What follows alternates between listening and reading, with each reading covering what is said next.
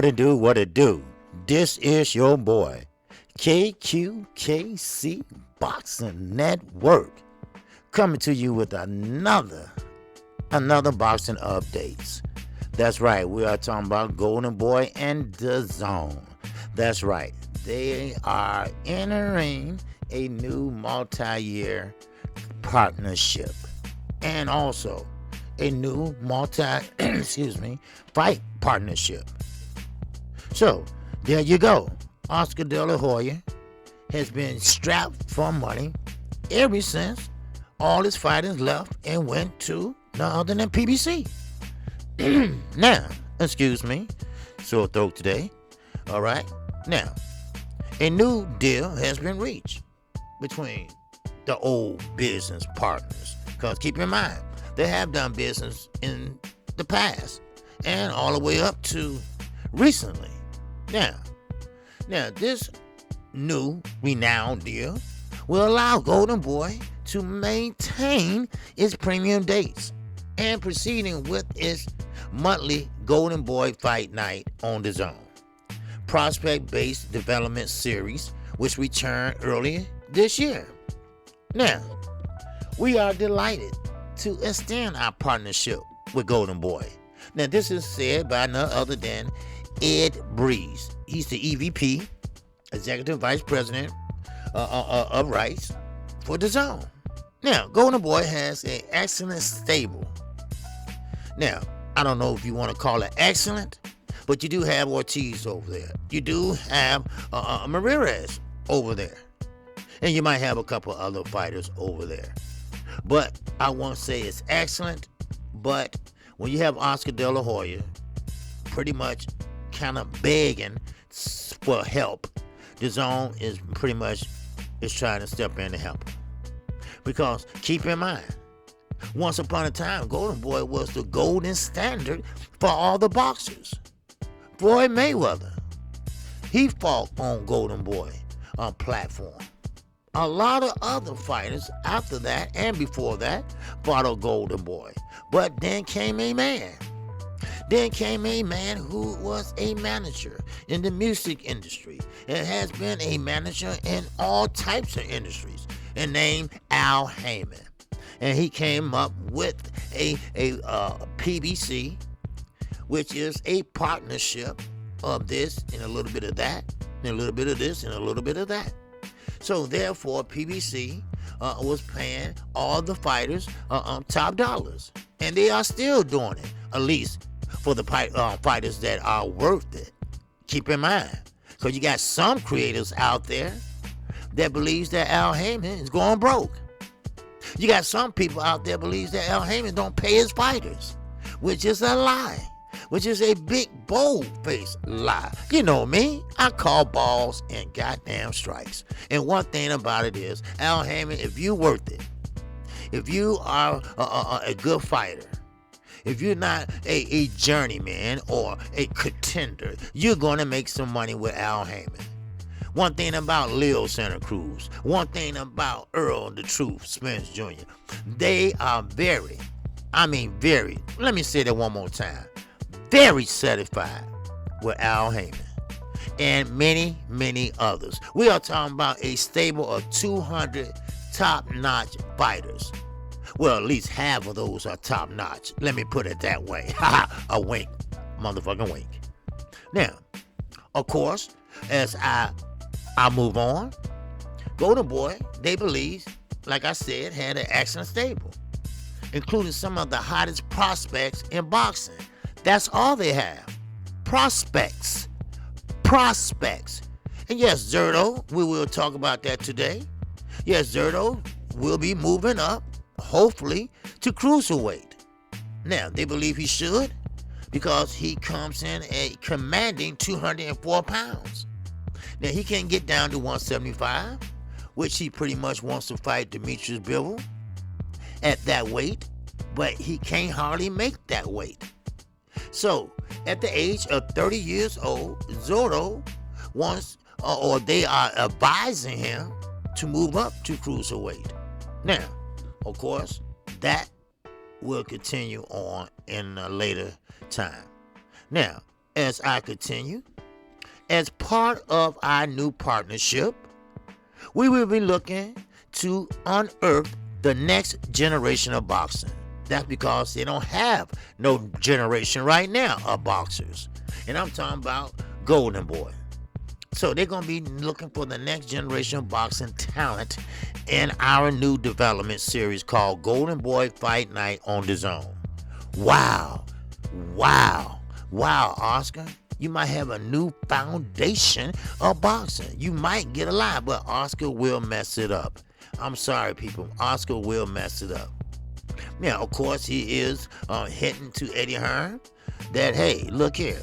Why would you put Canelo in there with a guy like Demetrius Bivol? Now, we're going to talk about that too today. All right? Now, specifics were not disclosed with this announcement, other than that the confirmation that the two sides, Golden Boy and the Zone, can move forward with a long-term deal in place rather than to continue to operate in a good faith type deal. Now, Golden Boy, they took all of his business to the Zone. That was in the late 2018, shortly after HBO confirmed its bowing out of the boxing business. After more than, 40 years as an industry leader? Well, the news was massive at that time, as Golden Boy boasted the sport's biggest star and then unified middleweight star, Saul Canelo Alvarez, among its deep roster of talent ranging from young prospects to elite level champions. Golden Boy did not have a lot of champions. Yes, they had Canelo Alvarez. They was grooming him. They was pretty much picking for him. It was called a professional cherry pick. Now, I'm not saying they didn't have no up-and-coming prospects. They probably did. But I don't remember. Now, maybe Zotto was one of those guys. I don't know. But the jury's still out on Zotto as too. All right? So, let me move motherfucker on. Now, Golden Boy was forced to reshuffle the deck after the pandemic. Well, pretty much they was reshuffling before the pandemic because PBC took all their fighters. Wow. It's amazing how we all tend to forget certain things. You know, ain't that amazing? Is that amazing how Golden Boy got mad and said that Al Heyman was monopolizing the boxing community? And of course, Bob Arum, who's really 92 years old, not 90, he pretty much added on his 2 cents, and they took Al to court, and Al prevailed. Because you cannot monopolize a community of boxers who voluntarily come over to your stable.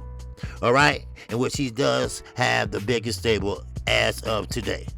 Now, as I move on, again, I'm sorry, but hey, KQKC, I tell it like it is. You know that.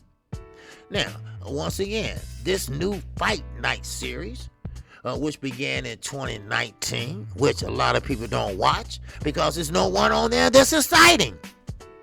There's no one on there that is respectable fighter. So it was quickly gained. It quickly gained traction, but just a little bit. And plus, it wasn't gaining traction among other ethnic groups. Only the Latin, or let me say, my Latino brother groups. That's who pretty much gain attraction with. Okay, because what Golden Boy does, they go out and look for more Latin fighters than they do black fighters or African American fighters, if I might say so. Now that's their right. They can do that, but don't expect a fighter that has good feet, good movement, good jab, and just have good rhythm, and for you to have a top stable. Because once you face them guys that has good feet and good rhythm, then you're looking at a non-brainer. Okay? Now, what you need to do, Oscar, is pretty much put away the shenanigans. As the words of Eddie Hearns, just say no, kids. Ha! Wow! What that means, I don't know. You tell me, but we'll talk about it. All right. Now, of course, as I move on. Now, of course, like I said, that Fight Night series supposed to gain traction and everything, right? Well, it was on hold for more than a year, as Golden Boy was forced to ride out in 2021 without a firm deal in place beyond the year's end. So, therefore, they didn't have no deal in place. But the first several months of 2022 saw the promotional company and streaming platform operate in unison, which finalized the terms for the announced deal. A positive sign came with the return of the Golden Boy Fight Night series. That was early this spring. Now, which the guarantee of a monthly series moving forward. Now, of course, yes, we all heard of it, but let's be honest, it's not doing that great. All right, there's nobody rushing to watch that fight. Now, of course, ain't nobody rushing to call that fight like yours truly, because there's no fighters over there that we even recognize, that we even want to see, that's special, that special talent, that one that will rise to the occasion when he get up and get notarized, right? Now, Golden Boy will also, he will also enjoy one premium date per month. Now, his next show will be on June the 11th, featuring former WBO junior middleweight titleist Jaime Munguia, 39-0 with 31 KOs. Hey, Jaime, when are you going to fight somebody of substance? When they going to stop picking and choosing for you? Yes, you're going to fight guys like contenders or prospects to make you look good. Now, I will give you this. You did fight Gabe Rosado, who's pretty much is like a journeyman, who's pretty much been there with everybody, who pretty much get cut in every fight, who pretty much is mediocre. All right? Now, yes, you did win, but you had a hard time with him. Let's be honest. Jaime Munguia, the jury is still out on him. Matter of fact, the jury been out on his ass for the last 2 years. So let's be honest. Jaime Munguia is trash. All right? I'm sorry. I just had to call it like I said. Now, until proven otherwise, I'm going to have to say Jaime Munguia is not one of the top fighters that I recommend. All right? Now, one of the platform's biggest draws, but whose career has stalled during his middleweight campaign. Oh, we talking about Jaime Munguia. Wow. Really? Now, Jaime Munguia fought Gabe Rosado. Now, next, he will be facing England's Jimmy Kelly, in a 12-round bout among the middleweight limit, live from Honda Center in Anaheim, California. Wow. Jimmy Kelly? Wow, let me see. Don't know him. Don't know who he is. This is what Golden Boy does. This is what DAZN does. They pretty much, and Oscar, he can contest to this. He did Canelo Alvarez the same way. They build him up by putting them in there with less competition, less equal fighters, or less fighters that's not at your level. That's what Golden Boy does. That's what Oscar De La Hoya does. Now, future dates for Golden Boy will include July 16th, show attending to feature lightweight contender Ryan Garcia. Ooh, another one. Oh, I'm sorry, he got a left hook, right? That's about all he has. His chin is up in the air, and I guarantee you, he will get knocked out with a true fighter before he can throw a left hook, or at least raise his arm up. Now, Ryan Garcia has been picked and choose also to fight a guy like, what's his name, Duno, all right? Yes, and of course we know cool boy Luke that he fought, all right? Luke Campbell, that's right. He was pretty much an Olympian, but pretty much a dud, all right? So sometimes you can be an Olympian, but you can't transition over to the pro ranks, not in the correct and proper way. So, therefore, the Instagram star, because that's what he is, Ryan Garcia is an Instagram star, he will be featured in the main event. Now, also eyed for the show is a WBA Junior Bantamweight title consolidation clash between none other than Juan Francisco Estrada. That's right. Juan Francisco Estrada, we all familiar with him because he fought none other than my guy Roman Chocolito Gonzalez, baby. That's right. Okay, so now I will give him a pretty much a B.